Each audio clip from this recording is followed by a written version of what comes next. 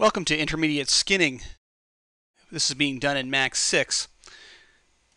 And this DVD takes into consideration that the person working with it has some knowledge of Max, Max's rigging, either has done their own rigging at an intermediate level, or has done rigging DVDs 1 and 2 of my series to explain how the rig works. And as we're not just going to be working with skin in this DVD, we're also going to be adding bones, stretch bones, and adjusting the rig that we have to make it work as we're doing the skinning process. Essentially, skinning isn't a sort of a separate process. It needs to take place with the rig. The rig itself needs to be able to be changed coming the skinning time. You may think you have made the perfect rig, but when it comes down to actually skinning it, it may not work exactly the way you expect. You might not be getting the joints in exactly the right spots. You may have to make adjustments to the mesh itself to make skinning easier or work better. So really, the whole process of setting up a character pipeline is quite a fluid one. This is Bill. This character was done for Sitting Ducks Season 2 with this rig, and was used in production through an entire season of the show. It's relatively similar, the rig, to the ones that were done in DVDs 1 and 2. It uses shape objects that control the character. It has a twist-off system so that the head stays locked. And you can rotate parts of the body separately without affecting others. It uses just a straight IK arm system instead of an IK-FK switching system. This is just done for simplicity's reasons. And we really didn't think we were going to need it. It uses the same sorts of hand setup with control panels, which actually can't be shown because I don't have character was done in version 4 of Max, actually Alpha Max 4, and therefore I had to write some proprietary scripted plugins to get the hand controls and stuff to work properly, and I don't run those anymore, so they don't show up. All of the controls for the feet were actually on screen. I now put them, as you can see in the Ogre rig, I put them into a control panel that just kind of cleans up the interface a bit, as this got really messy, especially with all of the controls, as the feet actually have intermediary bend areas because they're big paddles, big flat paddles with quite a soft flex to them.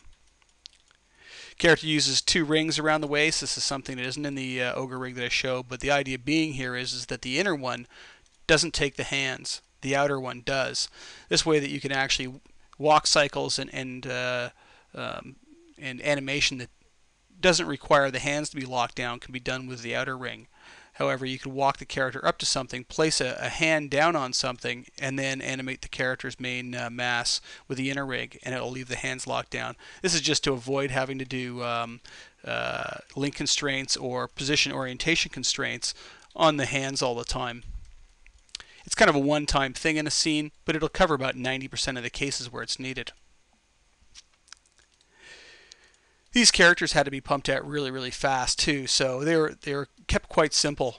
The rigs only have 1 twist bone in the arm, just because of the you can see the small bone in here, just because of how short the arm was. This is also a problem for the arm for the most part, because they were so short. It was really hard to get any kind of twist out of them without them starting to rip apart. Even if I tried to add more twist bones, it would have been difficult.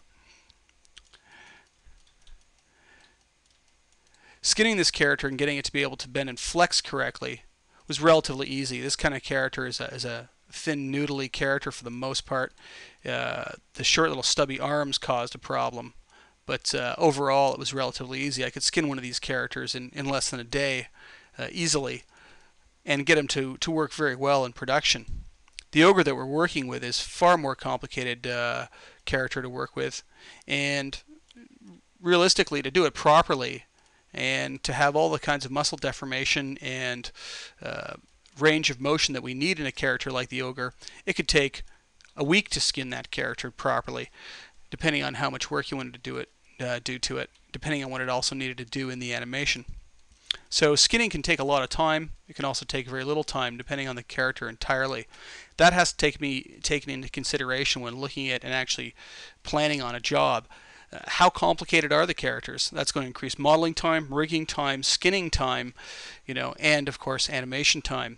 It's also going to increase complexities in the scene, which can lead to more problems in a scene. So all those things really need to be dealt with right from the onset of production, or else you can find yourself stuck in a corner.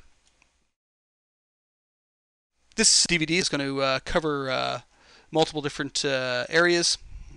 We're going to work with envelopes and mirroring first, including and excluding then of vertices, vertex weighting using paint weights and the other methods available.